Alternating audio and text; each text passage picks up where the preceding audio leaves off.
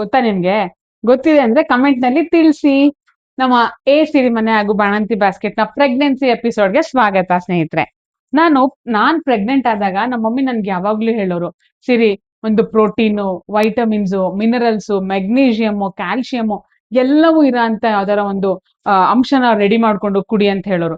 ನನ್ಗೆ ನನ್ಗೆ ಸುಸ್ತಾಗ್ತಾ ಇತ್ತು, ಮಾಡ್ಕೊಳಕ್ ಆಗ್ತಿರ್ಲಿಲ್ಲ. ಅದಕ್ಕೆ ನಮ್ಮ ಮಮ್ಮಿನ ನನ್ಗೆ ಅಮ್ಮ ಮನೆಯಿಂದ ನನಗೆ ಮಾಡ್ ಕಳ್ಸಿದ್ರು. ಇದೇ ನಮ್ಮ ಭತ್ತದ ಹರಳನ್ನ ಹಾಕಿ ಪ್ರೋಟೀನ್ ಪೌಡರ್ ನ ಕೊಡ್ತಾ ಇದ್ರು ನಮ್ಮ ಮಮ್ಮಿ. ಸೊ ಇದನ್ನ ಯಾವ ತರ ಮಾಡ್ಬೋದಪ್ಪ ಅಂದ್ರೆ, ಒಂದ್ ಪಕ್ಷ ನಮ್ಗೆ ಆಕ್ಚುಲಿ ಹಾಲ್ ಇಷ್ಟ ಆಗುತ್ತೆ, ಒಂದ್ ಪಕ್ಷ ನಮ್ಗೆ ಯಾರಿಗಾರ ಹಾಲ್ ಇಷ್ಟ ಇಲ್ಲ ಅಂದ್ರೆ ನೀರಲ್ಲಿ ಕೂಡ ನಾವ್ ಇದನ್ನ ಮಾಡ್ಕೊಂಡು ಕುಡಿಬಹುದು ಸ್ನೇಹಿತರೆ. ಅದ್ ಹೇಗ್ ಮಾಡೋದು ಅಂತ ತೋರಿಸ್ತೀನಿ, ಬನ್ನಿ.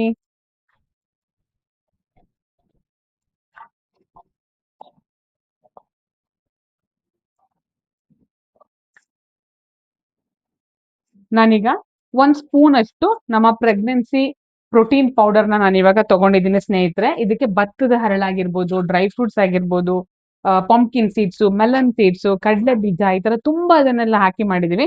ನೋಡಿ, ನಾನೀಗ 1 ಸ್ಪೂನ್ ಅಷ್ಟು ತಗೊಂಡಿದ್ದೀನಿ ನಮ್ಮ ಒಂದು ಪ್ರೋಟೀನ್ ಪೌಡರ್ನ.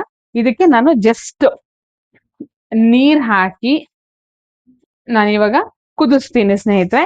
ಇದನ್ನ ಬಿಸಿ ಮಾಡ್ಕೊಂಡು ಕುಡಿಬಹುದು.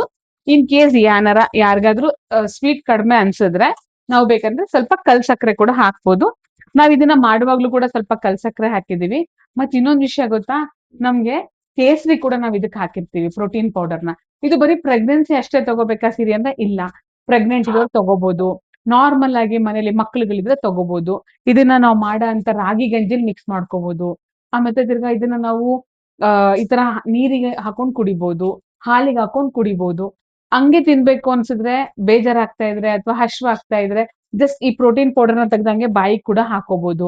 ನಮ್ಗೆ ಎಲ್ಲ ತರ ಕೂಡ ನಾವು ಈ ಒಂದು ಪ್ರೋಟೀನ್ ಪೌಡರ್ ನ ಯೂಸ್ ಮಾಡಬಹುದು ಸ್ನೇಹಿತರೆ. ನಿಮ್ಗೆ ಏನಾದ್ರು ನಮ್ಮ ಪ್ರೆಗ್ನೆನ್ಸಿ ಟೈಮ್ ಇದ್ದು ಪ್ರೋಟೀನ್ ಪೌಡರ್ ಬೇಕು ಅನ್ಸಿದ್ರೆ ಇಲ್ಲಿ ಕಾಣಿಸ್ತೀರಾ ಅಂತ ವೆಬ್ಸೈಟ್ ನ ವಿಸಿಟ್ ಮಾಡಿ ನಮ್ಗೆ ಕಾಲ್ ಮಾಡಿ ಪ್ರಾಡಕ್ಟ್ ನ ನಿಮ್ದಾಗಿಸಿಕೊಳ್ಳಿ.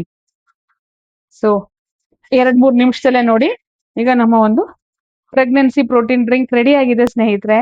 ಇದು ತುಂಬಾನೇ ಈಸಿಯಾಗಿ ಆಗತ್ತೆ. ಎಷ್ಟು ಹೆಲ್ದಿ ಗೊತ್ತಾ ಇದು. ಓಕೆನಾ?